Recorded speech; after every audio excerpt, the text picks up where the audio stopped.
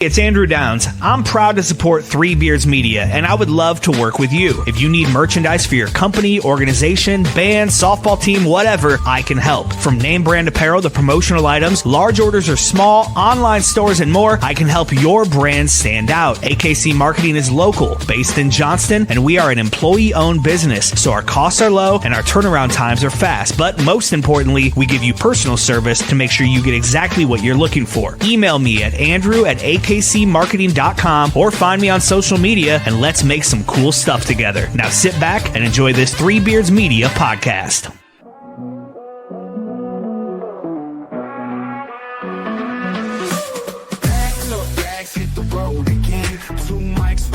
And a long time plan. From the bright lights flashing down in Old City City to a 2-drink minimum in the town so great.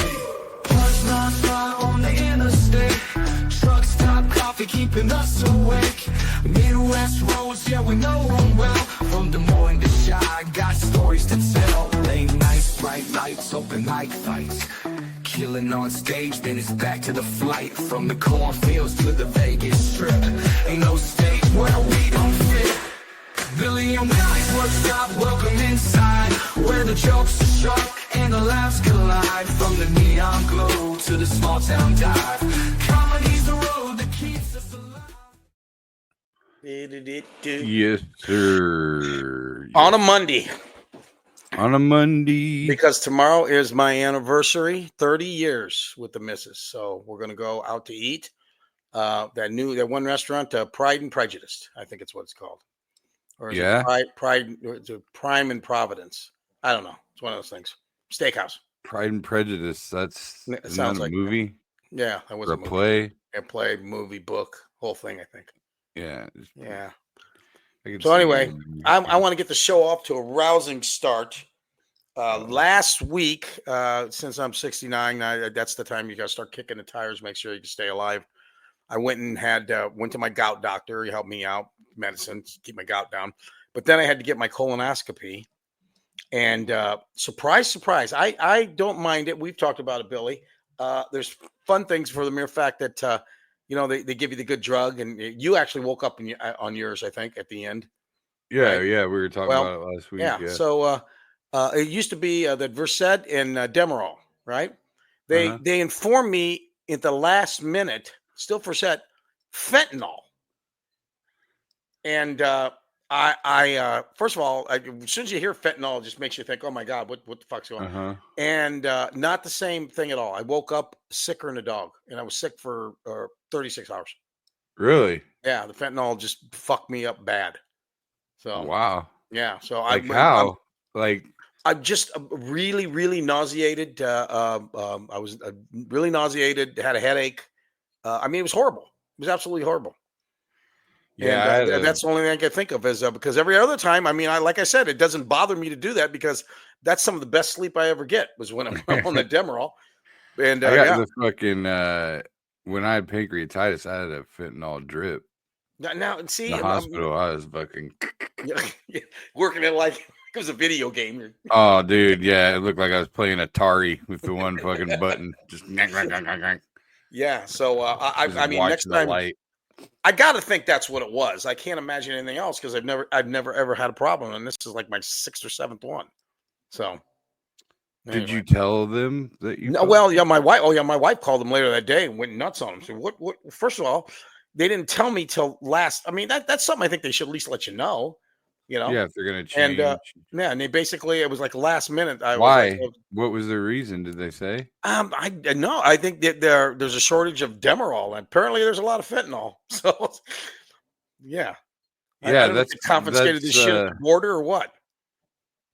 It must be cheap because they talk about how all these people are ODing on fentanyl that aren't getting it on purpose. You know what's so funny? I just find it hard to believe. Mm-hmm. I feel like every drug that somebody gets all fucked up on or like die, whatever happens. I feel like people say they didn't know they were getting. I think they all knew it. Oh, like, I think so too. Like these accidental fentanyl overdoses. Yeah. I think every last one of almost. I shouldn't say every last one because For the most Some part, people may have just trusted someone that gave them something, but most of us aren't physicians anyway, so you don't know what. I mean, I think how most do you of know these what, fentanyl overdoses you're seeing happen. They purposely did fentanyl. Yeah. You know what's so funny is when you look at both sides of the party, how they fight with each other. I remember they were talking about all the fentanyl thing, and somebody said, "Well, the guy came on the other day and said they only confiscated like 43 pounds of fentanyl in the Canadian border." And I went, 43? And then finally somebody came back and said, "Yeah, do you realize that like a milligram is all it's like so for 43 pounds you could fuck up the entire country." You know what I mean? So it's like, yeah. So, but that each one tries to sell. That's not that much. Oh no, well, we take it by what it does to you. Yeah, it is a lot. Well, like I don't. Yeah, it's hard to say, I guess, because I feel like, and maybe I'm wrong, but I don't know if milligram, like how many milligrams are in. I don't either. Like a pill or whatever. Yeah. I don't know if that's weight. Yeah. Like, I don't know how, because you can get pills that are different sizes that are also the same milligrams. Yeah, no, exactly. In my medicine cabinet right now, I take a couple pills. One of them's a 5 milligram, the other was a 10 milligram, and the same size pill. So but it seems like it would be weight though. Yeah. You know what I mean? Because how else are you going to measure it? I have no idea. Like not a clue. Now, I know you. I mean, when you were young, you were a party kid. You know what I mean? Was there ever a time in your life when you were younger that you thought of trying something that you weren't really sure about, like a fentanyl or something like that? Never one fucking time did I ever try anything that I didn't know what it was ever. Yeah. Like, well, you do shrooms. I mean, you did shrooms. The dumbest fucking shit ever. But you and Ross did shrooms when you go to those concerts. You go to, right? When we went to Rage, we did just like we didn't really get much out of that. Yeah, but those are the only drugs I've ever done is weed and shrooms and acid. I've done acid. See, I did weed a long time ago, and which I didn't care for, and back in the 80s, I actually freebased cocaine a couple times. And this is this is before anybody knew what could fuck. And I'll tell you how it happened with me. Tell me how it felt though. I want to know what kind of blew my head off a little bit. I mean, from what I remember, but I can remember 2 incidents. One of them was we went to a party and we did it, and some big black guy came over later and said, "You owe me $300." Told me and my friends, and I'm looking at him going, "Man, this is like 1978 or something." Yeah. I'm looking at him going, "Fuck, I could have bought a pair of shoes. What am I doing?" So at that point, it was like, I don't want to spend a lot of money. And the second thing that changed me forever was when Len Bias overdosed. I remember when he died, I thought to myself, okay, this guy's in the best shape of anybody I know. And if this can kill him, I'm pretty sure it could kill me. And then right then and there, I said, I will never do this again. And I never did. But what was it with him? He was freebasing coke? I don't think he was freebasing. I think he was just doing lines. He was just doing coke. Yeah. See, and I don't think I have never known anybody that's OD'd on coke. Yeah. Like I knew I had a few friends that have died. But was it coke or was it shitty coke? Well, I don't know. All I know is it killed him. Right, but like, was it whatever it was cut with that killed him? Yeah. Because like back in the day, in the 80s, that was the thing. Like people cut it with baby formula or baby laxative, all that kind of stuff. Yeah, so they step on it, as they say. Yeah, so that obviously they could sell more bang for their buck. Yeah. So sometimes they would cut that shit with some really bad stuff, and that's what would kill people. Because there you go. I mean, I'm just saying, when's the last time you heard? I've known several people that have done coke on a regular basis. Oh, I had friends that did it for. I know people are still fucking doing it. Exactly. So when's the last time you heard of someone ODing on coke? It's been a while. I mean, I haven't. Exactly. So I feel like something happened where people quit cutting it like that. Yeah. And that's why Like, remember the movie Fatal Beauty? Fatal Beauty. It was a Whoopi Goldberg movie in the 80s, I believe. What was that about? Was that about coke? Yeah, and it was called Fatal Beauty, and then some of the bags, the stamp where it said Fatal Beauty would be cut off, and that meant it was cut with whatever was killing people. Yeah. See, so anyway, I think, heroin, people OD on heroin. It's funny is when I look back, how they say when people die, you always say, therefore the grace of God go I. I think about some of the bad decisions I've made in my life as a young man, like thinking to myself, okay, we bought this coke from a guy in a disco in a bathroom. I mean, there's no, what are the odds this might be bad? I mean, so yeah, so that's it's weird because like I never really nice, good job, Rev. Yeah, very nice, Rev. I never even tried coke or meth or I never wanted to snort anything. It just didn't appeal to me. Also, I'm guessing the people you hung around with. I mean, everybody, you got a group. Everybody's got their drug of choice, and that's part of the reason why you hang with these people. You know what I mean? You're all doing the same thing. Right? Yeah. Well, it just depends because I think it depends on the drug. Yeah. Like, I've got plenty of friends that don't smoke weed. Mm-hmm. Yeah. Well, me and you, we go out. I mean, we work on the road many times together. I can remember. I don't know if you remember this. Me and you were working up. I think it was like Lamar's or I don't know. I think I know exactly what you're talking about. Because this is a while back, and I remember I went to go get you, and I opened up the door, and it was like a Cheech and Chong movie. Smoke just billowed out of the room. I had somebody tell me I sound like Tommy Chong on the phone today. There you go. It made me laugh.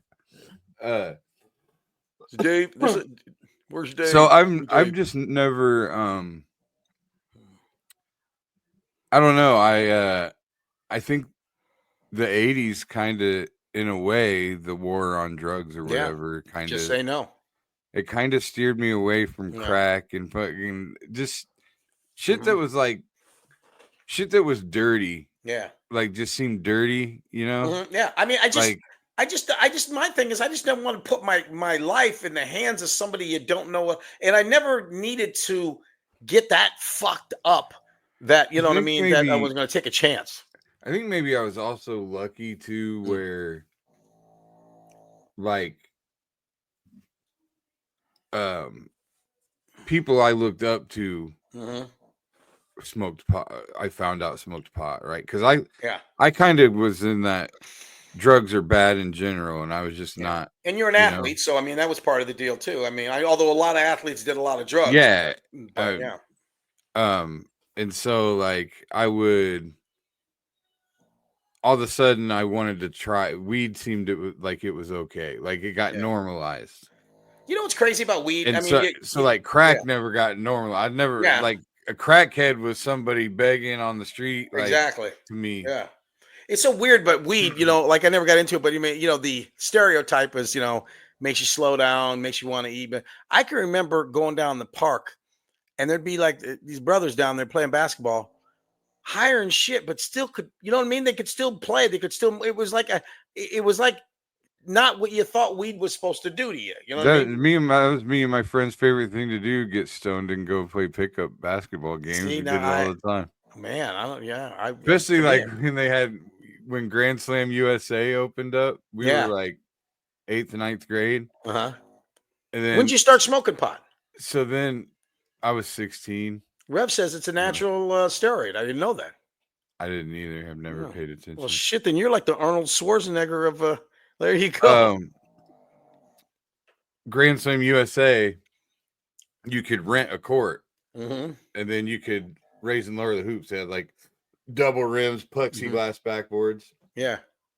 So we'd put the rims at like 8.5 feet and just fucking run and gun and dunk and throw oops and like just have a blast. Oh yeah. All you kids are just higher and shit. The thing is, like, you're not you're not really stoned by the time you're playing and stuff. Like, have you ever had a bad experience on weed? I mean, there's been times where it's heightened my anxiety. Yeah. Like if you get something that's a little too, like a real heavy sativa. Yeah. So you have indica and sativa, right? And indica is, people say couch. That's indica is like get you just chilling. Sativa is more your, a head high, like more of a productive high. That's what people say. I've had just bad experiences when, especially the edibles. I can't. I feel like the heavy sativa is when I've had anxiety issues. So do you do different kinds of weed for different occasions? I mean, do you try to? No, well, I think some people do. I'm not like. To me, weed's just like wine. Yeah. Like, yeah, some's better than others.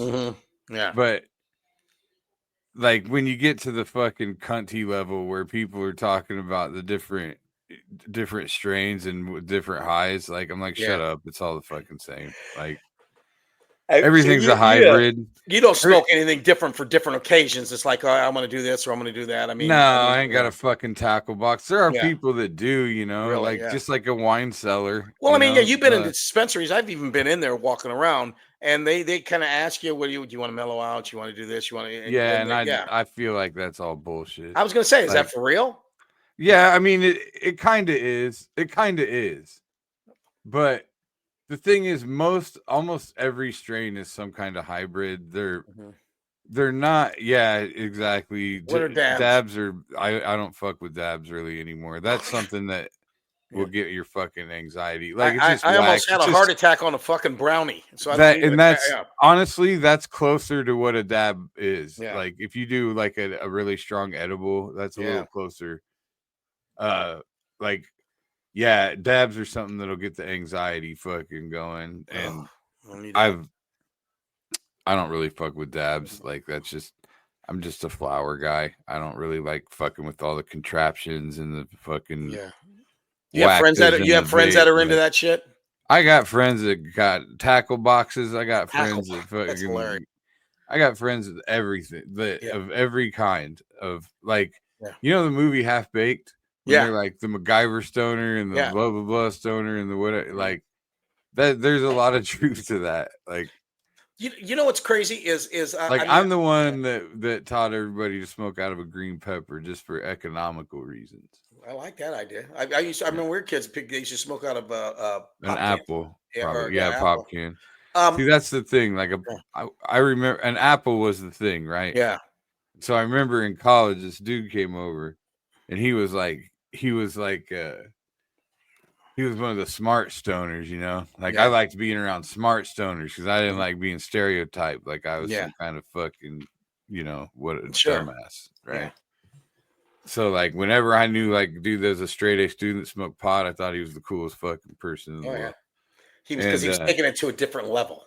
Yeah. He was like he'd get real introspective, sure. Back when like you'd smoke and it would matter, like now it's just like medication. It's like to feel normal. What's funny is two things that I've gotten into a lot over the years, but I never got into it in the way people wanted me to is I like scotch, as you know, and I've been to a couple scotch clubs, and then I like my cigars, and I always do the David Smoker, but for the life of me, those guys are cunts. I have no idea. Like, when people say, well, you like this, and I'm like, dude, I just want to, give me, I like a nice scotch and I'll smoke a nice cigar. I don't want to talk about it. I don't, as of now, as you know, I don't, as of now, because I can't smell or taste anyway, I'm just doing it just for reaction. I mean, just to do something with my hands. But even before then, I just wasn't. I don't want to know about I can smell some citrus and it's I don't care about any of that. I love going to smokers. I like all the guys at David's, but don't ask me about this shit. And now I have an excuse because I can't smell or taste anyway. But even back when I could, it was like I don't want to talk about this. I just want to smoke my cigar. Yeah, I'm the same. Like it'll be like this is really heady and this is, and I'm like, dude. Yeah.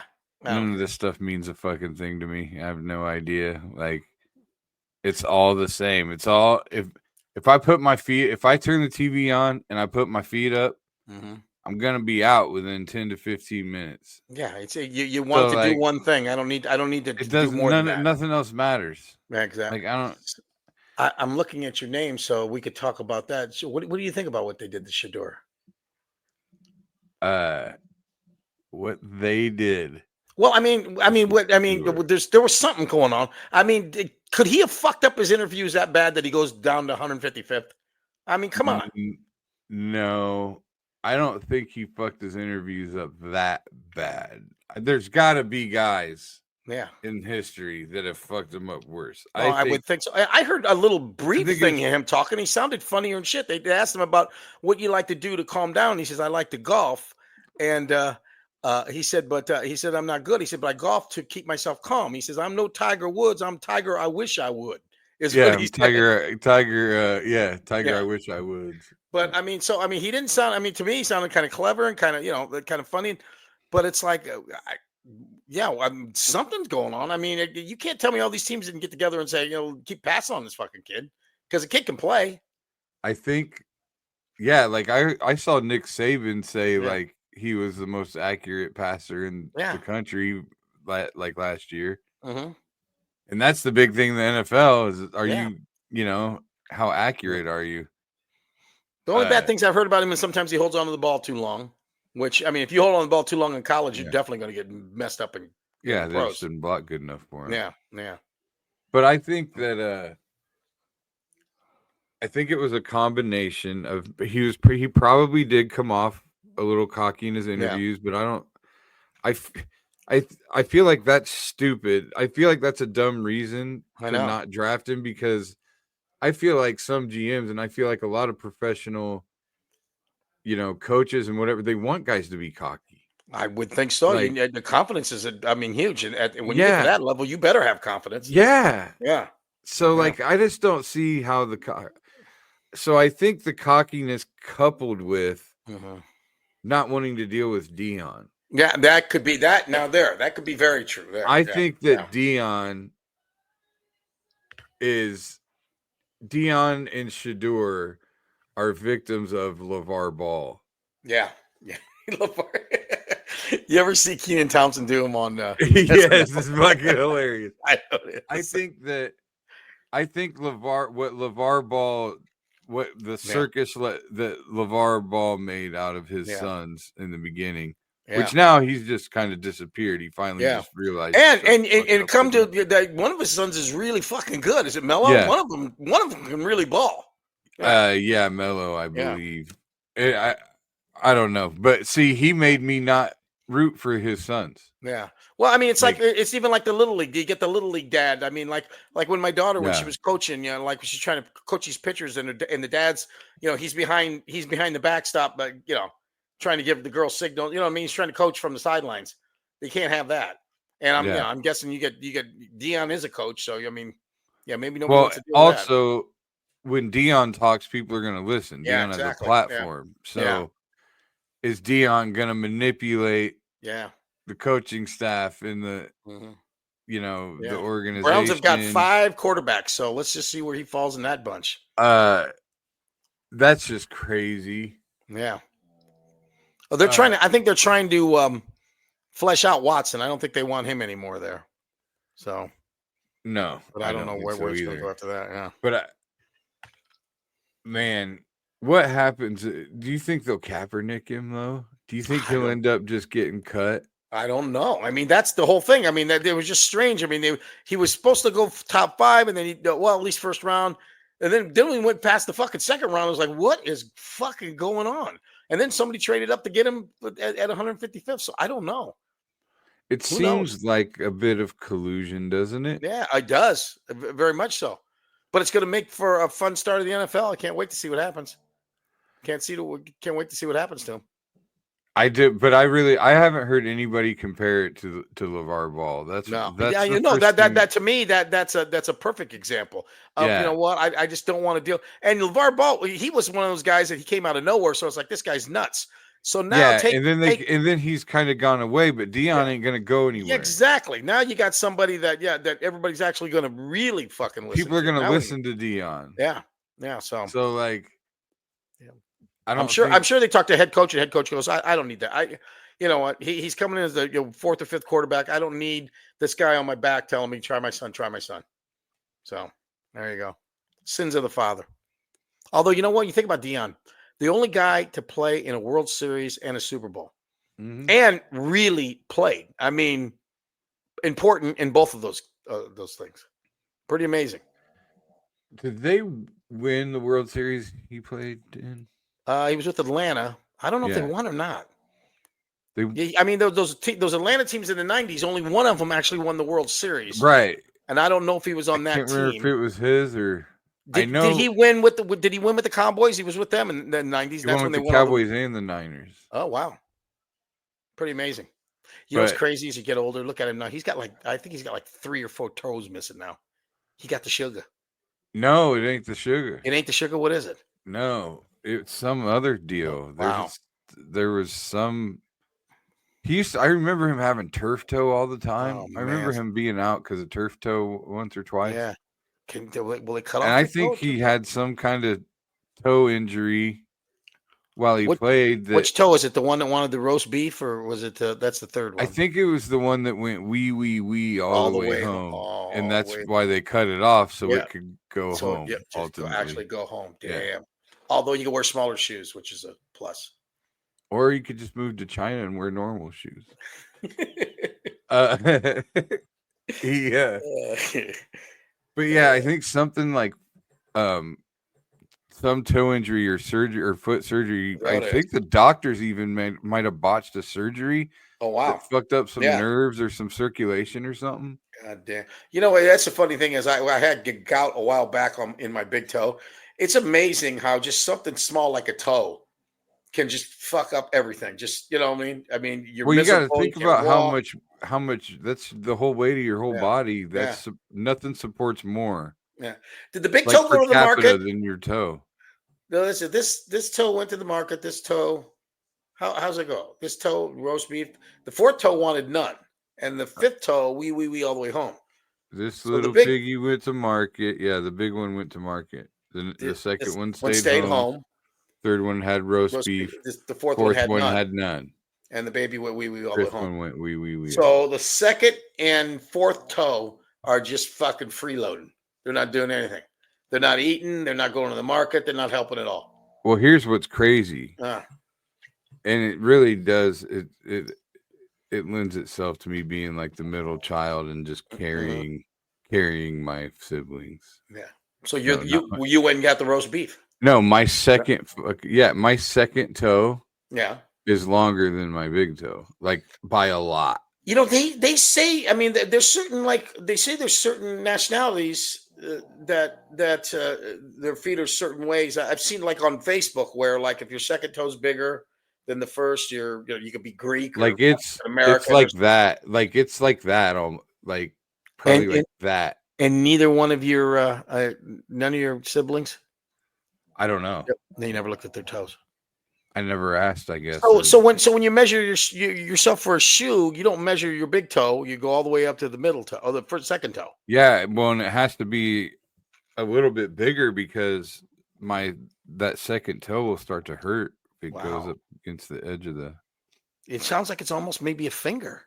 It's not. You might have a finger. It looks like a fucking finger. That's bizarre. Yeah. Feet are just fucked up. It's somewhat of a common thing, but I remember it makes my feet hurt a lot, like because it takes more stress than the big toe does. Yeah, the big toe is built to take more of that stress, and the second toe is not. Because the second toe just stayed home, and your toe, you're making it work. Right. Your toe should be going to the market. Right. The second toe. The second toe shouldn't have stayed home. It should have done more working out and preparing. Now, let me tell you about me. I have, I think there's there might have been some intermarriage in my family tree. My two baby toes. Wait, intermarriage? You mean incest? Yeah, there you go. You think there was? You think incest? I don't know. My feet are so fucked up. My 2 baby toes, here's your feet, right? And here's they go like that. Here's your toes. My baby toes go like this. They're sideways. So the nail of the baby toe, it looks like if everybody was laying in bed facing up towards the ceiling. The last toe is facing the wall. It's like just 90-degree angle. Exactly. But my toe is wee all the way to the wall, sideways. My toes. Your toe went go home. There you go. Yes, I guess. So I always, my whole life, that's when I knew my wife loved me. Because it took a while. Finally, I said, because when I used to go to the beach, I would just bury my feet in the sand right immediately. Because my foot is, I have a size 10.5 triple E with a high instep, and these fucking 2 baby toes that are just looking someplace else than they should be looking. So it's not a pretty sight. So your dad. Yeah, my dad had perfect feet. My dad had feet like my brother Tommy. My dad had size 7 feet, just perfect. Right, but your dad, was cockeyed Louie, right? Was he a little cross-eyed or something? Yeah. That's why they called him that, right? They had a cockeyed, Yeah, he had one eye that was it towards his nose? Was it in or out? It was in, right? In's fine. In you can deal with. Out, that's when it fucks you up. When the guy's got the one eye. Got that eye looking in the kitchen when he's trying to look at you. Maybe your toe is what you inherited from his eyes. Yeah, his eye went down to my toe. His eye went down to your toe. It evolved to your toe. Exactly. Yeah. Can you see my eyes good enough if I do the Oh, that's special child. The old Reginald Denny. Reginald Denny. After he got fucked up in the there was an old In Living Color sketch where Jim Carrey was Reginald Denny and David Alan Greer was Rodney King. Rodney. Oh, I didn't and see Reginald Denny just kept Reginald Denny's like, we forgive whatever. And then he'd talk for a minute, and then Rodney King would just go, "Can't we all just get along?" And then, but I just remember together at the end, they were both like, "Stay in your car." Did you ever watch the old Saturday Night Lives when Martin Short and Billy Crystal were on? There was one that Martin Short that you can look up. And it's the Olympics, and it's synchronized swimming. And I've seen the synchronized swimming. He's got the vest on. I can't swim very well. His eyes are all fucked up. Martin Short might be one of the funniest guys in the world. Martin Short is so funny. Oh my God. It's not even like I can't. I go in fucking rabbit holes, and I watch Jiminy Glick for hours. Oh, I can watch Jiminy Glick on. We're talking to Bill Blank. You do Jiminy Glick every episode. I love my Jiminy Glick. I do. I love you. Do it, yeah. You do Jiminy Glick more than I do. You know what? I want to learn. I want to learn how to do a Trump, but I don't know how to do it. I need somebody. We were talking about that last episode. I think you just need to give up on it. I think you're right. Like probably it's just if you want to act like Trump. Just act like Trump saying something. Just I do my hand thing. Yeah, I mean, just make them know that you're. Yeah, but I like the voice. And then you have Buffalo Bill. That's it. Yeah. Exactly. That's it. That's why I don't do impressions. Like I could always do impressions of other impressions. Yeah. You know what? You're right in the pocket with the Buffalo Bill. They'll stay in the pocket, baby. That's you just stay in your lane. And they stay in your lane. But I don't know. I've never done it on stage, and I don't know how to do it on stage because at this point, it's a super old reference. Yeah. That's it. It's like a round guy bit. Round guy used to do this bit. It was funny, but he would never change it. It was like the bit was my doctor told me I got to get in better shape. So I got that Jane Fonda tape. And everybody's thinking that back then she used to be the workout queen. He says, "Yeah, I got on Golden Pond." He said, "Oh yeah, I didn't lose any weight, but I'm getting along really good with my father." Yeah, he kept doing that fucking on Golden Pond, and nobody would get it. Well, he used to actually say, "I got that Jane Fonda tape." like VHS tape.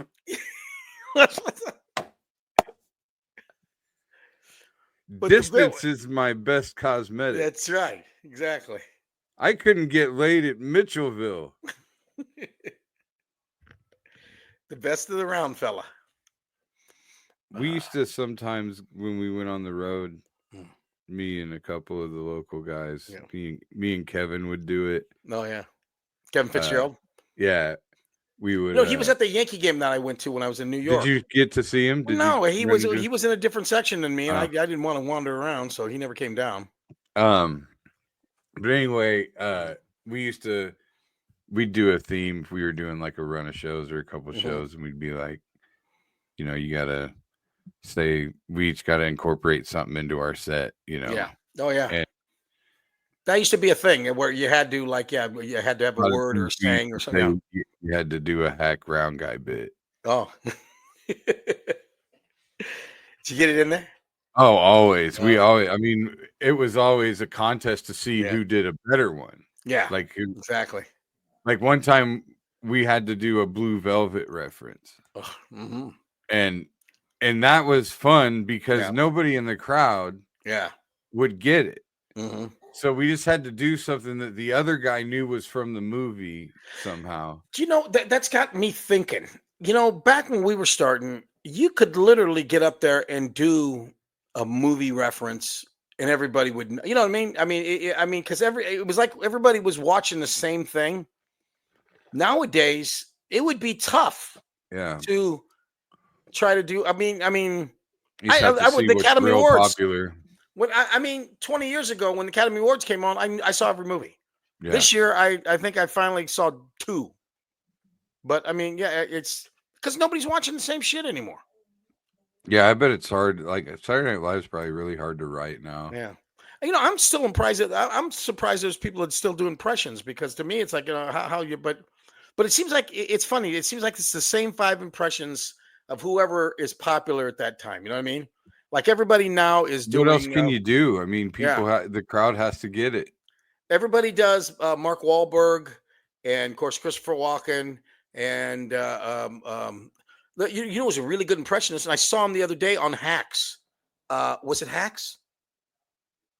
Or maybe it was the Studio. It was some big show. Cameron Loxton from Omaha. Yeah, he was on a big show. It was either Hacks or Friends and Neighbors or one of those. Oh, really? Yeah, and he was doing his impressions on stage because he does a really good Wahlberg and really good Denzel Washington, and nice. Yeah. I didn't know he did impressions like that. Yeah. Good for him. Hacks is good. I like watching that. Yeah. Definitely. And that's another thing. I mean, it's like her thing now is she's trying to get her talk show going, her late night show. And when we went to Fallon when we were in New York, it's just not the same as it used to be. It used to be such a huge deal. Carson, Letterman. I mean, that was now Fallon, Kimmel. I mean, the only one that really does stand up anymore is Fallon. Nobody else really does them. Does he do stand up still? Oh yeah. I mean, but he uses a lot of young comics out of New York, and I'm telling you, Billy, you watch some of it, and you're going, "How did this make it through?" Really? Yeah. Oh, did he have a comic that when you went? No, he didn't have one that night. He had the night we were there was Penn and Teller and Ed Sheeran. Oh man, that would have been fun to fucking meet Penn Jillette. Yeah, I didn't get a chance. But a lot of comics I know in Vegas know him well. Yeah, and he's a cool guy. Major atheist. I would love to hang out with him. Yeah, he's pretty wild, I hear.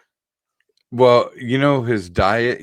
I'm talking out of my ass, but I remember him interviewing about it. He did this diet, and I've just thought about it enough that I think I know what the deal is. But it's this diet where you just eat one thing and one thing only. Like one food is all you ever eat.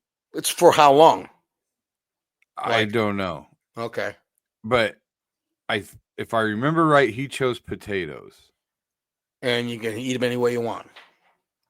I'm not sure, but I guess he just fucking ate them raw.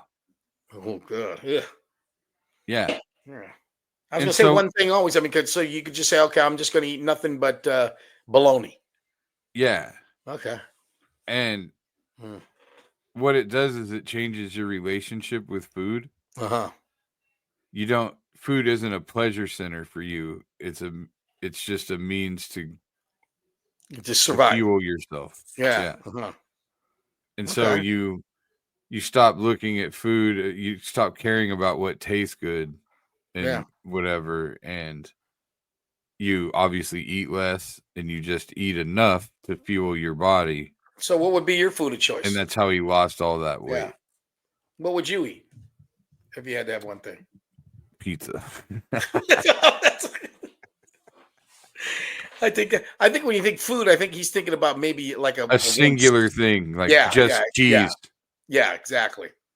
Like man, beef maybe. Yeah, that's what I would do. Which would I'd be dead in a week because the fucking gout would blow my foot. I would. I just eat different kinds of beef all the time. I think. How you been doing as far as your pancreatitis and everything? Everything cool? Oh, I mean, yeah, I ain't had any issues with that. I mean, I was diabetic, obviously, but you got the sugar. Yeah, but I'm doing pretty well with that. I'm down to 1 pill. Jesus, well, that's really good. Hopefully, I'll be off of that. Yeah. But we gotta do. It's hard now. It's a lot harder. We got to go out to some comedy clubs at night. This coming up in these weeks to come up. Just go out, just hang out. I agree. I need to get the. You need to get the groove going. Just get the flow. Just be around it. You know what I mean? Right. It's like when I think about I do like a corporate every week or something. It doesn't do it. When I'm in Vegas and I'm doing one show a night every night, it's like come by Thursday or Friday, I'm like, man, I'm on. And if you're going to be doing this thing in November, you need to. I know. Get on some the corporates are so insulated. Yeah, they're just not even really like doing a comedy show. Yeah, to be honest. I've been taking a lot. I mean, I've been taking more work. I got a show almost every week. Yeah, So I mean, here right now. But, now the show you're doing in the thing. I mean, it's just a regular show. You can do. I mean, you can cuss. You can do whatever you want. It's like a regular. Yeah, it's like it's kind of like the antithesis of dry bar comedy. Mm-hmm. This is open bar comedy. So if I ever did dry bar, I don't think I'll ever do it. But if I did, I have my opening joke. I'd say, yeah, you call it dry bar comedy. I call it hidden flask comedy. And then I would say, thank you, and I'd leave. That'd be it. That'd be my big close. Yeah, dry bar comedy to me has become like CrossFit. What do you mean? Explain. Everybody that does CrossFit has to brag about how they do CrossFit all the time. Oh yeah, I hear you. Yeah. Is there anybody that's ever done dry bar that hasn't had 1 million views yet? Because I think everybody's had at least 1 million views. There's 1 million dry bar specials, and no, most of them haven't had 1 million. I think that's like anything else, like any other show. It's like Brad Upton got a bunch of views. Nobody else has done that. Yeah, and Brad capitalized on it too. I think everybody else does it, but I don't think it's now at a point where it's going to really catapult. It's a good way. It's a good way to get content out there. Oh yeah, without a doubt. And and have it not cost you anything. Right.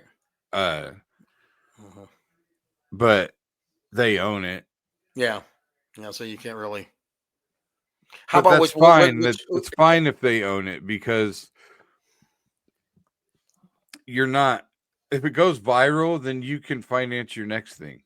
Yeah, exactly. Yeah. And let's be honest, even if they own it, I mean, if it goes well, you're going to try to do new stuff anyway after that. That's not like you're going to you want to keep it. Well, that's why I want this to be new stuff. Yeah, exactly. Yeah. Because then I got a whole bunch of old stuff I can still do to get if it turns into anything to where I then I got to have.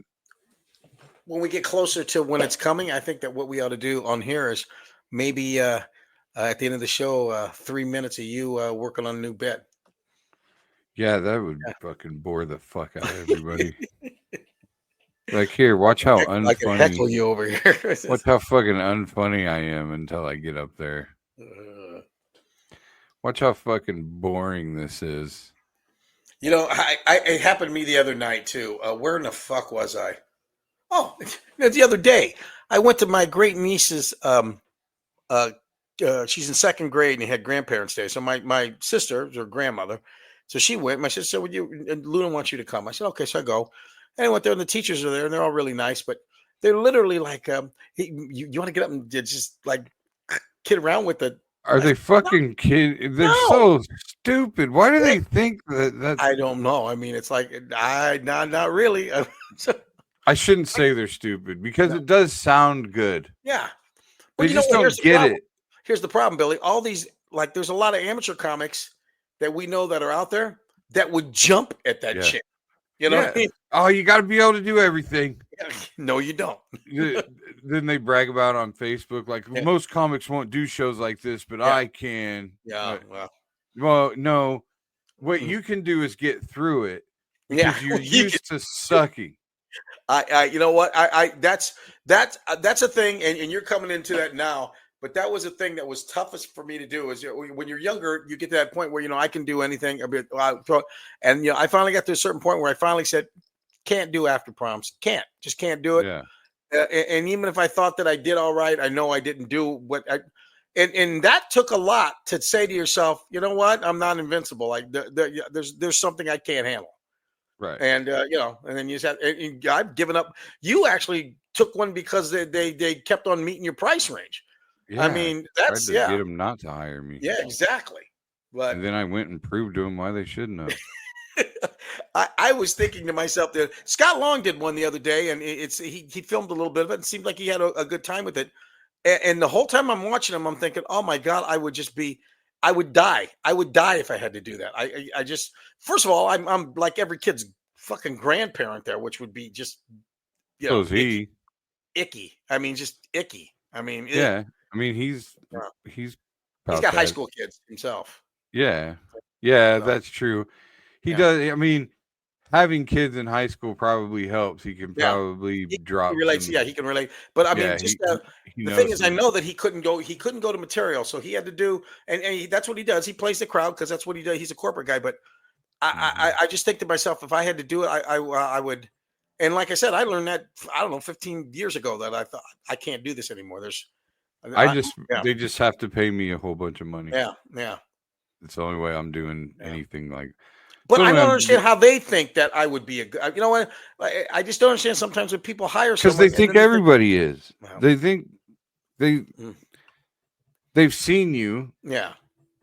They laughed at you in the comedy club or wherever they saw you. They thought you were great. But they didn't understand. They don't understand the whole situation. No, they don't. Yeah. No, they don't. How many corporates you went into and they didn't have it set up at all? They bring you in there. There's no light. Nobody tells nobody to shut up. And then you get up there and you try to do something and they're like, I don't know what happened. Well, what happened is, stand-up comedy just doesn't happen. It's got to be nurtured. Undivided attention. Yeah, exactly. Yeah. And I think that's what you do early on when you're getting your chops or whatever. Is you figure out how to get their undivided attention. Right. Yeah. I think that you and I are to the point where we don't want to do that work. No, not like at either all. Have my undivided, either give me it right away. Yeah.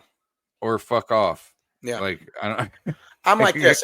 If I got a corporate that I got to do, I'm going to do it alone. Just so I don't want any other. And then if I got to do a show that I know is going to be hard to do, then bring 2 or 3 other people and let them take the bullets for a while, and I'll go up there and just clean up. I mean, just I just don't want to. I don't have the energy or all the effort to do all that. No. It's also there's Now, see what you're doing. There's a level of trying to do things on my own terms. The open bar thing sounds like fun. I've seen some of those things. They set it up pretty good for you there. Well, and I just don't like. I'm trying. Did they do it just in Colorado, or is this something that they film all over the place? There's a few different places they film. Yeah. Florida, I know. Yeah. But yeah, for me, it's just I I don't want to do comedy like not on my own terms anymore. Yeah, exactly. Like, yeah, I don't want to worry about working. Like, yeah.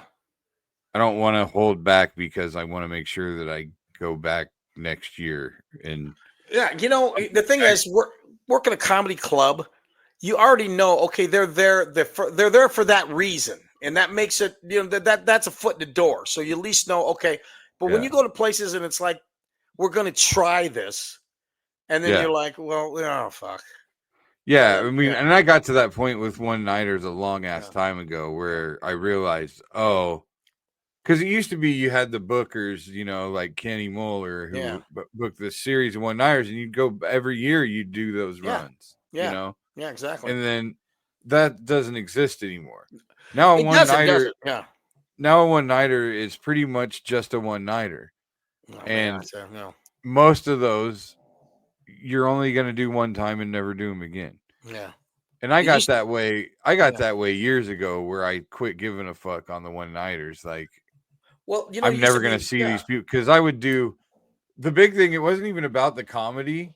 It was more about like making deals with my t-shirts or exactly. giving a t-shirt to the bar owner. Yeah. And instead of selling it to him, stuff like that. And then I got to where I was like, the fuck do I care? Like, it used to be the one-nighters used to be fun because you do like a Tuesday, Wednesday, one-nighter here, one-nighter there, but it always led to a really good comedy club for the weekend. You know what I mean? Yeah. So you did this one or two. Yeah, a lot of them.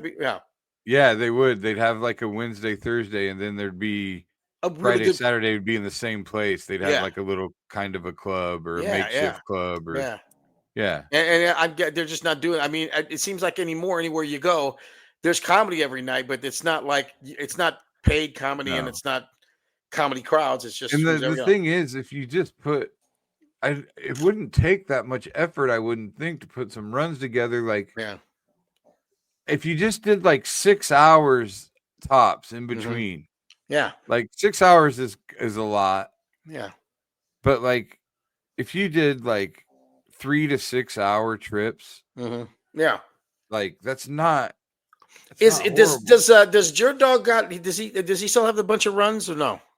He doesn't really do many runs. He does mostly just one night somewhere. That takes the wind out of your sails fast. And it's on you to put anything around it. Yeah, I agree. And that's just, I don't know. Like when I was just fucking balls to the wall, like I had an agent that just booked. Yeah, exactly. One nighter. Yeah, booked me on runs. Like, you didn't have to think about it. Yeah. And you got your itinerary and you just went. Yeah, the first day might be a 12-hour drive, and then you have bang, bang, 4 or 5 in between, and then you're back. I remember one time you went because I was following you. I don't know who you went with, but I was fucking insane. You were like in New Mexico, then you were like in Utah. It was. I mean, it was an insane run. That was a Tom Garland. I had Tom Garland with me. Yeah. Because he always he always posted everywhere we were going. I never did that shit. Like. But I mean, you were like literally. It was one of those all over the country, and you're not kidding around. I mean, I get annoyed. Like if I got a story to tell or something, I'll put it up. But like, I get annoyed with the guys that post about every show they do. Yeah. Like, if you have a following in every city and you're trying to sell tickets. And you post, ahead of time. Yeah. That's one thing. But this fucking posting after every show you do about how it went. And you all got the same photo. It all looks like you're a bunch of chulos in prison together. Everybody's a couple people are down on the one knee. And great show tonight in such and such. Everybody killed. I just feel like the only reason people do that it's so like some high school friend will be like, man, you're out there killing it. Yeah. You know what, though? I wish I think about all those old things you did and you worked with people that were famous. I never, ever documented anything. So, I mean, and as I'm getting older, I can't even remember where I've been. And I kind of wish I did. And also this thing about social media, it's tougher than you think. I keep on thinking, well, these people do this stuff and they don't put, and I've kind of realized all it is just throwing as much shit on the wall as you possibly can and make it stick. Yeah. And maybe that's how they're looking at it, like engagement or whatever. But I think it's self-serving. Yeah. I think it's just, it might be a little both. You know what I mean? It's like to prove to themselves that they're a comic. Yeah. Yeah, maybe. You know what I mean? Yeah. More so than, I don't know. I just, They put their schedule up there like they think someone's going to follow it, but but on the other hand, like I said, it's this social media. It's actually getting out there and letting people. If you're doing it every day, after a while, maybe somebody does remember who you are. I mean, it's worked for a lot of people. Yeah, and if you're, like I said, you're posting your schedule because you've been on the road for 20 years and you've gone to these clubs over and over again. You have people in those towns, right? That's different. But like, for me, the only places I don't have fans. I don't have a fucking following, right? Yeah. Here in Des Moines, I can put a post up and sell some tickets. Yeah. But outside of here, nobody gives a fuck. I'm doing comedy night. That's the thing about here, even too. I mean, I know that come Christmas, I will get and you've done the Funny Bone too for yourself on Christmas. You'll get a good follow. You'll get the people, but now you can't expect them to come see you every single time. Multiple times a year. Exactly. If they're going to come see you Christmas, they're not going to come in February to see you at the Elks Club. They're just not, and you can't blame them. No, I wouldn't either. Yeah. Fuck, I'm getting tired of watching my son wrestle. No. That's fun. No, it is. That's why he's wrestling soon again, isn't he? Yeah. Fuck, I forgot the date already. Is it May 31st? I don't know. Are there 31 days in May? 30 days has September, April, June, and November. All the rest have 31. It's May. Yeah. I think the 31st. It's either the 17th or the 31st. Okay. Of May. We're sponsoring that one again. Oh, cool. Yeah. I owe you some bucks. Yeah, you gotta give me some motherfucking money. I just paid for it last time. I'll give you some cash. Andrew, are you with us? He left. He got bored. He just spaced out. I think he did. Andrew, I think he forgot that he has a role to play. You there, Andrew? He's got to. I'm there here. He is. I'm here. You been listening to this stuff? I've been listening the whole time. You poor bastard. Let's go ahead and take our break. And then do you have any Reddit? So what you got? You got anything for us? I got something for you after the break. Cool. All right, man. I'm gonna get let's take a break. All right. Yep.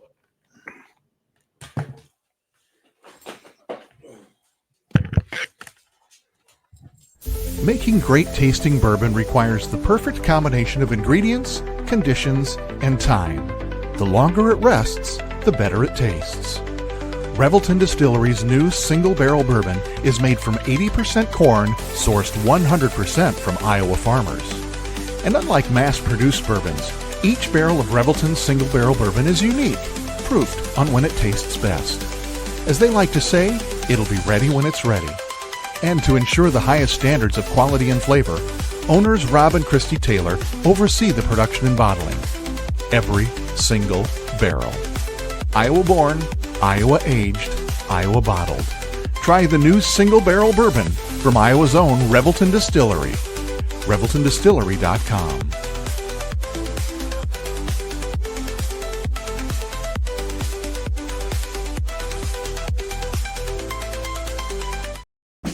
In 2023, a crack Green Beret named Dan Douglas retired his military command and promptly escaped to a full-time career in real estate. Today, this man is wanted by home buyers and sellers who want to survive the process without spending a fortune. If you have a home to sell or want to buy one, maybe you can hire Dan Douglas at Green Beret Realty. You can find him at greenberetrealty.com. greenberetrealty.com. Whether you're buying, selling, or refinancing your home, or if it's simply time to renovate the one you're already living in, You need an experienced mortgage professional to help you analyze your financing options and to make sure the closing goes smoothly. And that's exactly what you get when you call Kyle Lehman at Wintrust Mortgage. Kyle's experience and expertise, coupled with Wintrust's rates and programs, ensures you'll get the mortgage that's right for you. You may even qualify for down payment assistance. Before you reach out to a realtor, call Kyle and get pre-qualified, empowering you to start shopping for the home of your dreams. Call Kyle at 515-473-0546. Kyle Lehman, Wintrust Mortgage, 515-473-0546. Oh, and Willie is not back yet, as usual. All right, we'll wait for Willie. We'll wait to get to mine. What's going on Hawkeye basketball wise? Oh, we got a new big man from Spain. Yeah. Oh, really? Oh, is that the kid from Robert Morris? The transfer from Yep, we got Robert Morris, and let's see, we're trying to fill out the team with another point guard from High Point, Keza Giffa, a guy from France. So a little bit of an international flavor to the team next year. You know what? That's because so far I was thinking to myself, like, okay, is it just a bunch of white guys again? Are we doing this same old fucking suburban white boy team? Like, this is what my problem was. Like, and I was a fan of Fran. I loved Fran. Like, I didn't, if Fran would have stayed, I'd have been fine. Like, yeah. I could see the apathy of the rest of the fan base, and I felt like a change was needed just for an energy boost. But yeah, at the same time, as McCollum has come in, right away, I'm like, okay, are all these Drake players going to be able to play in the Big Ten? That's going to be interesting. Yeah, I mean, they did beat Missouri. Yeah, but. And they won 31 games, right? Yeah, so they're winners. It's a fair question as to whether or not some of them can play at the next level. But for year one to bring like the core of a team that won 31 games, I think that's a good start for year one. I know, and I think that's what we're forgetting, that it is going to be year one, or it is year one. Well, and it doesn't feel like it should be like a big rebuild. We lost pretty much everybody. Nobody stayed except Koch, but like they were still like a 500-ish team. They weren't in the tank. Yeah. So right. Bennett Sturts for sure can play at the next level. There's not a lot of doubt about that one. No, that kid can ball. Fulgaris for sure at the next level. There's some questions about him a little bit, but he was highly sought after. And then the Kansas State kid is a good shooter. And then this guy from High Point that they might get is not a shooter, but can really get to the rim. So it's a nice combination of shooting and guys that can play with the ball. Mm-hmm. It's an interesting combination. Well, they're going to have to play defense to play for him. And I will. Like that. But I do like that we're getting a couple foreigners. I like the kid that kid's that we're going after is from France, and then this other kid's a Spaniard, right? Yeah. So Spaniard white boy is different than Waukee white boy is. Oh, with no doubt about it. Yeah. So if you remember back to last year's Drake team, Mitch Muscari and Daniel Abreu were a huge part of the team. Mm-hmm. The Kansas State kid and the Robert Morris kid are, to me, vastly superior versions of those two. Gotcha. So really, he brought Bennett Sturts and vastly superior versions of those two guys, plus Banks and Maniau, plus maybe a kid from France who was unlike what he had on the team. So he's got like a superior version of what he had last year. Will it fully translate? I don't know, but it'll be better than what we had before. I look forward to it. So yeah, it's a change. I worry slightly about it being a new Licklider era. But I'm not in that camp. Yeah, no, I mean, that's just my worry. That's my con. Mm-hmm. You know what I mean? All right. So, hold on, real quick. I want to ask you about football now. Oh, let's go. Is there anything else? Can you tell me anything that'll make me feel good about our linebackers? Oh, that'll make you feel good about the linebackers. Well, I think in terms of physical talent, there's been a lot of talk behind the scenes about how physically the guys that will play next year and beyond are more physically gifted than Jay Higgins and Nick Jackson. Mm-hmm. Whether what Jay Higgins and Nick Jackson might have lacked in athleticism, and they were athletic guys, don't get me wrong, but what they might have lacked, they made up for in the mental side of things. Mm-hmm. And so that's maybe the one con, but I think physically, the guys that play at linebacker next year, I think it's going to be Jaden Harrell and Landon Van Kekrix are guys that learned and waited their turn, much like Jay Higgins did. Mm. And we saw Jay Higgins break out after waiting his turn behind Jack Campbell. And so I don't really worry about that position because Seth Wallace is such a good coach. What about the most recent portal guys like Nestor and what do you think?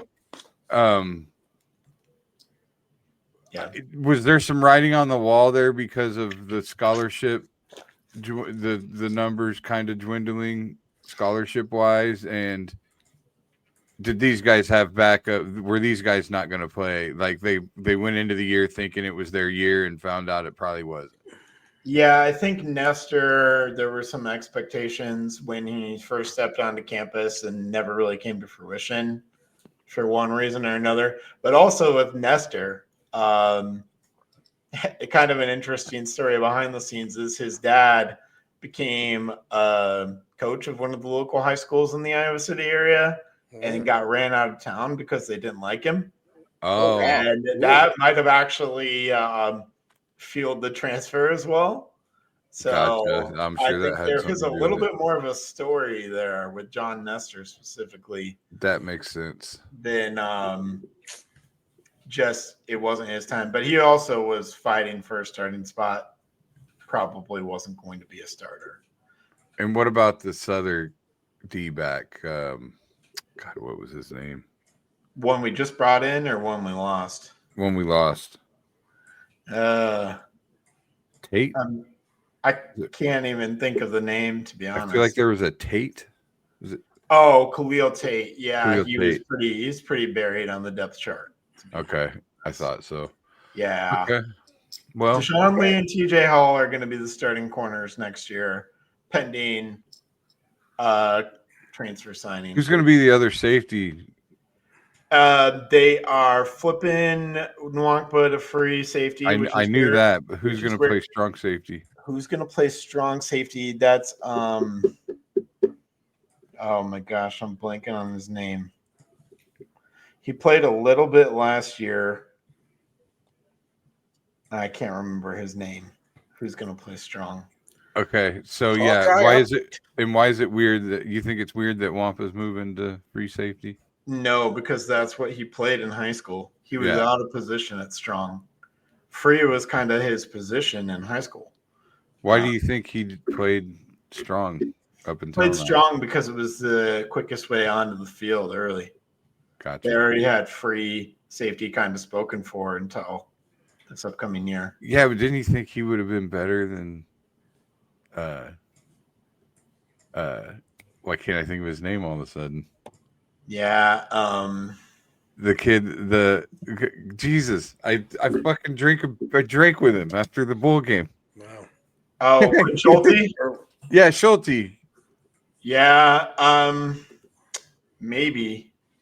You know what I mean? Like I would have thought. Yeah, I think there was just a lot of confidence. Maybe it was more like Schulte couldn't flip to strong. Yeah, it was just better That kind of a team-wise that thing. way. Yeah, whoever would have been the backup. Yeah, And I that makes also sense. think that Nwankpa would have been a good fit at the Sebastian Castro spot, maybe early on in his career, but we had Sebastian Castro locking that spot down. He's not. I don't know if he's beefy enough to play that cash. He's probably not quite beefy enough. But he's had nagging injuries every year. He's dealt. I just hope he has a healthy season. I want to see him at 100% for that would be wonderful. Cohen, Entringer, and Zach Lutmer are kind of the guys that are going to play in that defensive backfield. Entringer, I remember that. Yeah. That kid. Who's number one on the running back depth chart? Oh, it's probably going to be either Moulton or Jazz Patterson. Kind of interchangeable there. I really like Jazz Patterson. Yeah. I wanted to see him get more carries last year. Yeah. You'll get to see plenty of carries from Moulton and Jazz Patterson, and then it's kind of going to be a committee deal with Washington too. Right on. All right. Well, and this kid's throwing now. Gronkowski, fucking, I don't know. Yeah. I hate getting excited about stuff like this. Yeah, I understand the wait and see approach if you want to take that approach. Well, he didn't score any fucking points against us. When he played against us, I know that. He was a little bit of a different guy. He was also coming off a bad ACL on that one too. He's fully recovered from that now. Yeah, that's true. So it was a little bit of an interesting situation. Your first game back from an ACL was Iowa in Iowa City. That doesn't go well. Yeah, he got beat up pretty good. All right. Let's move Moving on. Willie, how you doing over there? I'm just checking it all out. Sounds like it's gonna be okay. You'll be all right, Billy. You'll be. I'm thinking it's just the same every year. We're either gonna be 7-5. We'll be somewhere between. Although the schedule's a little tougher this year, like we could have a losing season this year. We could be anywhere from 5-7 to 9-3. Yeah, we haven't had a losing season since 2012, so I'm not going to go that far. I think this is spent a lot of time in the West. But even with the increased schedule, I think there's still a path to a good 8 wins here, probably 8 to 10 is my range. Have high hopes. You gotta have high answer. I'll be in the front row with a fucking paper sack with an X on it over my head. I hope not. That means something went really, really wrong. Really wrong, yeah. You know what I have been thinking about doing though? Is in the north end zone, when you go up from my section, when you get to the top, all those little, there's these little kind of suite things, but they're outdoor. Yeah. Little outdoor kind of suites, and they got a TV, and they have heaters like above them. Oh, just like these electric heaters up in the up above them. I've thought about changing my seats up to that last row that goes right along in front of those suites. Oh, to try and get that heater. Yeah. There you go. Oh no, Billy, you love being up there though. That's no. I know. For right now, but I'm getting. I'm gonna get too old for that shit eventually. Nah, I don't think so. I'm gonna be too old for the front row in the north end zone before too long. Like I can't. Yeah. That needs. Yeah. There needs to be people that can beat on the pad and really, like you gotta. You would be the kind. I come home with arm injuries. For beating on the fucking pad. Maniac. You're a maniac. Wild. All right. Let's do our what is it? We got Reddit stuff. What do we got? No AI this week. Chris didn't send you any fucking fat Bill Blake AI pictures. No, he didn't. He didn't. No AI this week. No. I'm going off script this week. Okay. No Reddit. No Reddit. We'll see how this goes. But I was listening to another podcast, so I can't take credit for this idea. But every year They do the NFL draft and fantasy football, but they have a take purge. Are you familiar with The Purge, the movie The Purge? Yeah, that's where one day you can murder everybody. Yeah. Well, the concept for them is for the length of the podcast, they can say their most outlandish takes with no repercussions, no judgment. So I'll give an example, then I'll let you guys give your outlandish takes, your most outlandish takes. One of their takes that they eventually got to post to sports was like, music was better when it was made by ugly people. We should take the microphones away from the hot people because they don't know struggle. So that was one of their hot takes. So give me your take purge, the take you've really been wanting to get out there but have been afraid to say. Well, there's no such thing as anything I've ever been afraid. Oh yeah, yeah, I know. I figured. So, but I'll say something.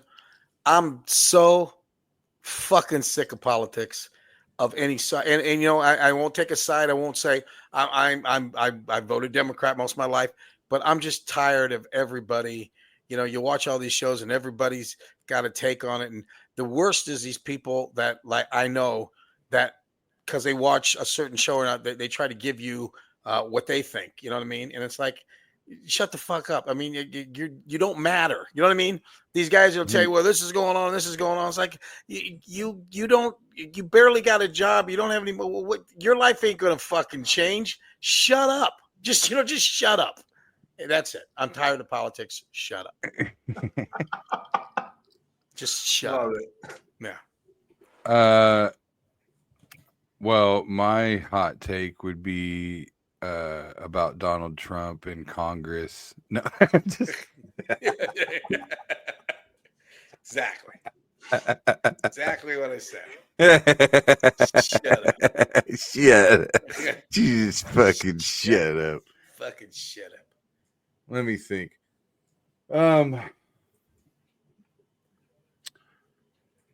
Well, I think that I said this a long time ago. I think that the country started going downhill as soon as Babe Ruth was the first athlete to make more money than the president of the United States.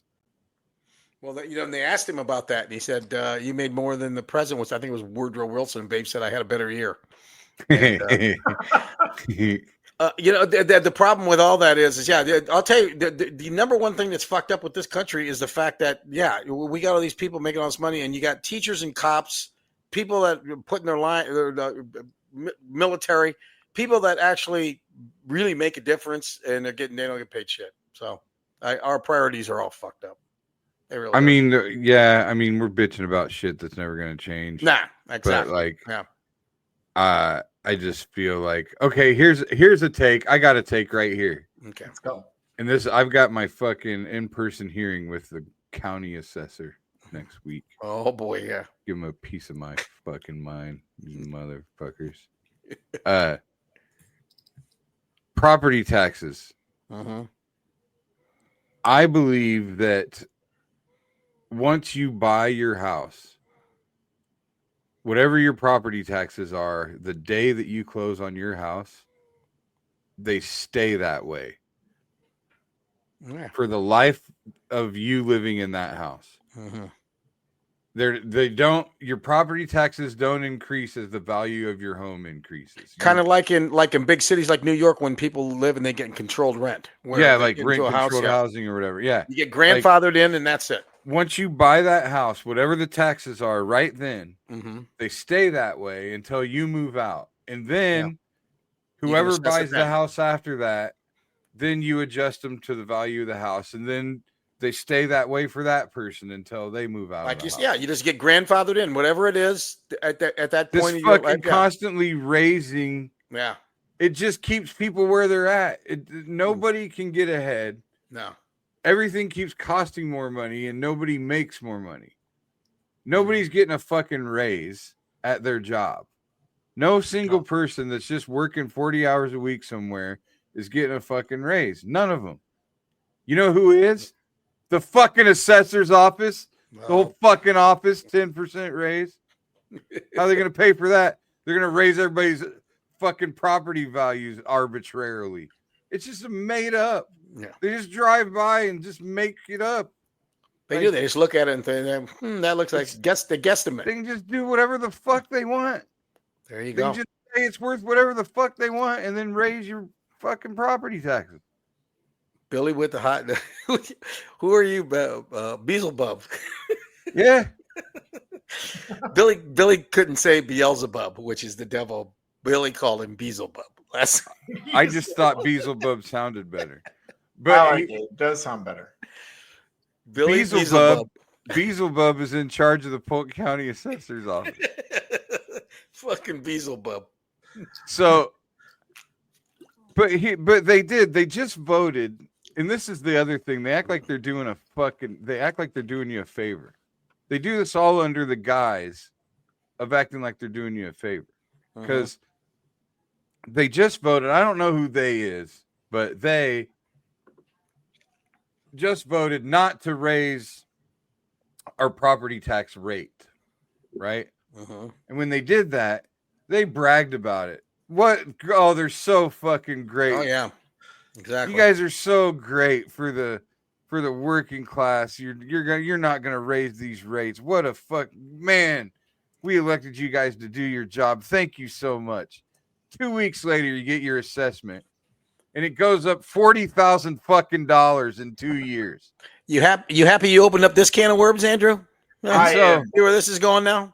Yeah. And so then what you're supposed to do is if you don't want your property taxes to go through the roof, you're supposed to protest this and basically go in there and go, no, my house isn't worth that much. Who the fuck? You shouldn't have to do that. I think that's what we ought to do. I'm gonna get you. I'll make you a little sign that you can carry, and you walk in there and protest, and I'll film the whole thing. Oh, I was gonna organize an actual protest, like fucking march. If the news asks who you are, you tell them I'm Bill Beelzebub. But I saw you organizing on Facebook. Yeah, the problem is you just can't. It just doesn't. It didn't grow legs. You know, I'm not gonna put myself out there on that level. Have nobody show up to the protest, but that's the thing. It's really hard to rally a bunch of fucking middle class white people to do anything. Yeah, they got pickleball game that night. They can't. Yeah, so you just but I mean they're literally just slowly pricing working class people out of their fucking houses. Like, well, we can leave on that. That's a wonderful note. Kind of a sour note. Well, that's my fucking hot take. I think that property taxes should not budge once you buy the fucking house. And I'd like to talk to you about it, but I said no fucking politics. So this isn't politics, Willie. This is fucking life. This is life. I'll bring it back to comedy with my take. There's not been an original comedy movie since Superbad. Yeah, you know what? You're absolutely right. My wife and I was talking about that the other day, that they do not make any really good comedy movies anymore. It's been a while. Superbad was the last one I can remember. Give me one. Tell me I'm wrong. Yeah, it's been a while since I've actually said. Did you see that movie? It's funny as shit. Ricky Stenicki was funny. Oh, I guess I haven't. With John Cena and Zac Efron. Yeah. Okay. Yeah. That was kind of funny, but still, that was funny. I like.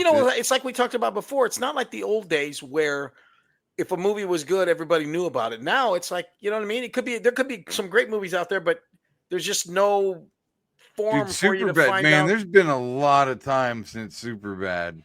There's a lot of movies. My wife took my daughter to that, and she was like 10, and she's 30 now, or 29. So it's been like 20 years. 19 years.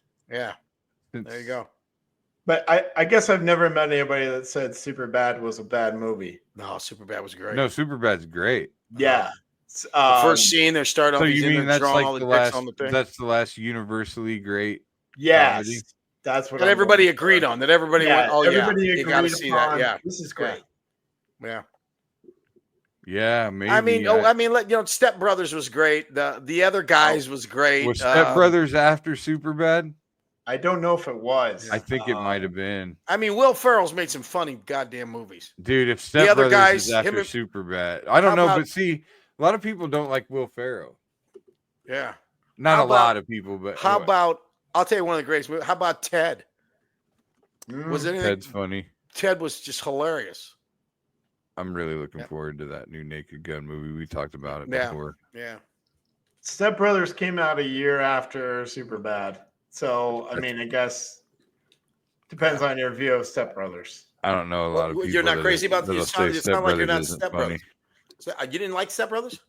I liked it. I just don't know if everybody would say that it's universally. I think you just don't want to be wrong. How about Talladega Nights? Wrong, Andrew. I love Talladega Nights. Yeah. Oh, I'll tell you what was fucking. I'm gonna. It's not universal though. Borat. Oh God, Borat was fantastic. Yeah. Borat's funnier than Superbad any day of the week. I was fucking crying. Oh my God, yeah. Borat. My life. What about Borat, Andrew?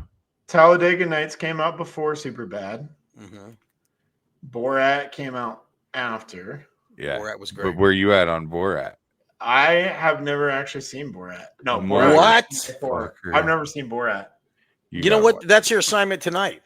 Yeah. All right. I love it. I'm telling you, and you'll get a hold of us tomorrow and thank us. Oh, that was very nice. And you'll tell Billy I'll pay your assessment. No, you got to pay my fucking property taxes. I got some real life fucking white people problems here, man. All right. Is that it? You got anything else for us? That's all I got for you guys. All right. Was it? Jesus, fucking Chris just leaves and doesn't do any. Just mailed it in. He didn't even. And he just makes big AI pictures of Fat Billy all the time. He's like the teacher that didn't give the fucking substitute any notes on the class. You think at least give him a Fat Billy picture? Here's fucking. Here's the big tall cart with the 32-inch tube TV on it, a VCR. Yeah. We're gonna wheel that into the classroom, and everybody's gonna watch fucking Lady and the Tramp. I mean, here's the thing: Chris could give me all the notes he wants. I'd still probably do my own thing, anyways. But he didn't really give me any notes. He just asked me to fill in. Well, you were in heaven now. You get to talk about your Hawks for a while and go deep inside and find out who the third string fucking linebacker was. We're good. How much time do you think Kirk has left? 2 years. Really? I was gonna say this year 4. and next. I was gonna say 4. That'll make him 70 or 71 or something like that because he's my age. He wants to get that. You got to get that Woody Hayes. He'll get Woody Hayes. He'll catch Woody Hayes, and then that'll be it. Isn't there a certain thing that he has to do? Like he has to win games with a certain percentage. I mean, isn't that 70. You got to hit the you got to hit the 60% mark.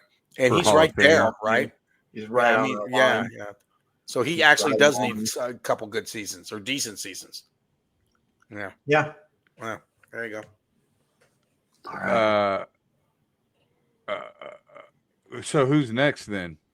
You don't think Seth Wallace just takes over, do you? No, it will be a full-blown external search, much like the men's basketball was. Well, I wouldn't call it full-blown external. We fucking an hour and a half away. I mean, I'm sure there will be a short list that will involve internal people, but I don't think it's just going to automatically be an internal person. No, it won't. Kirk Ferentz wasn't exactly internal, but right. He had connections. Is there someone that has coached under Kirk Ferentz that's coaching somewhere now? That's a head coach somewhere now? There's not really a Kirk tree. He doesn't have that. He doesn't have that history that Hayden Fried had with because that was insane. The coaches that came from him, because so many of his coaches stay past the point where they're really sought after to become head coaches. Yeah. So he doesn't really have the tree. That's true. Fuck them all. Bring Brian back. Brian back and put him in there. Seth Wallace is a good name. LeVar Woods is the other name. Yeah. kind of thrown out there, but some people have thrown it out there. I think if he fixes the offense, it's Tim Lester's show. Maybe bring Deion back. I think Tim Lester could be the guy if it's internal. If he truly fixes the offense, he could be the guy. Yeah. I don't know. He didn't fucking win anywhere. Yeah, but again, if you fix the Iowa offense, you're probably a strong candidate for the job after Kirk is gone. I suppose. I don't know. If he works well with quarterbacks too. I want to see kind of his thing. I'd like to see a splash hire. Yeah, well, I don't know how realistic that is. Well, I mean, if we're gonna throw the money, all of a sudden they're gonna start throwing money at basketball. That's kind of annoying to me too. Like, if you're gonna commit to improving facilities and shit, why didn't you do that for Fran? Like, he wasn't like he was there losing all this time. They didn't like him apparently. Something. So like, football wise, I feel like if they're gonna throw that much more money at football. Yeah, well, revenue sharing is the big thing now. I actually hope that happens. I hope NIL actually goes away and they do the revenue sharing. NIL will never go away, but revenue sharing will become a bigger and bigger part of the pie.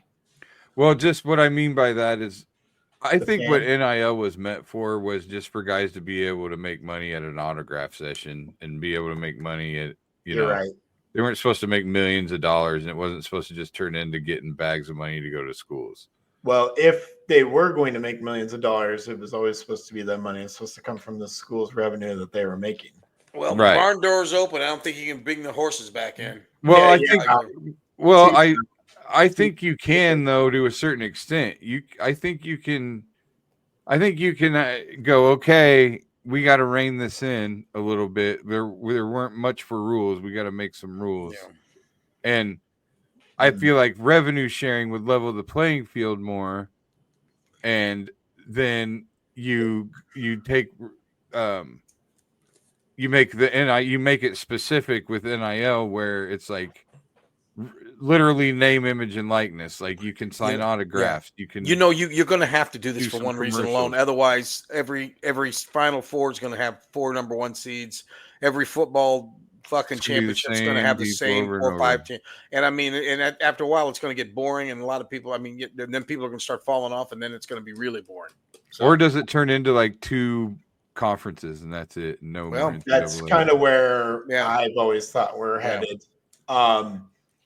Revenue sharing is happening. $20.5 million is about the roughly estimated amount that you can maximum amount. There's some schools that are scrambling to even be able to come up with the funds to share $20.5 million. Mm-hmm. So if that number goes up, that might actually widen the gap between the haves and the have-nots. It won't actually level the playing field. It might actually widen that gap. Mm. Well, what I'm saying is you cap it. Yeah. Everybody gets the same amount across the board, and that's it. Yeah. And you share it. And then NIL is autographs, camps. Yeah. You're putting a lot of faith in the NCAA then, though, Bill. And I just to me, that's how you pay the fucking players something that makes it worth all the money they're bringing in, but at the same time keep some sort of amateurism to it, still keep a student athlete theme to it, Yeah. Oh man, I think some of that has just been so long gone, destroyed. Yeah, it's just so long gone. I don't even know if that exists anymore. I wouldn't even pass basket weaving now anyway. All right, guys. We will see you next week. Thanks for stepping in, Andrew. Yeah, thank you, Andrew. Appreciate it. Thank you guys for having me on. Peace, everybody. Out. Just a mic and a dream. Now we ride this circuit, chasing that scene. Every heckle, every cheer, every silent stare. Made us sharper, made us bolder. We ain't going nowhere.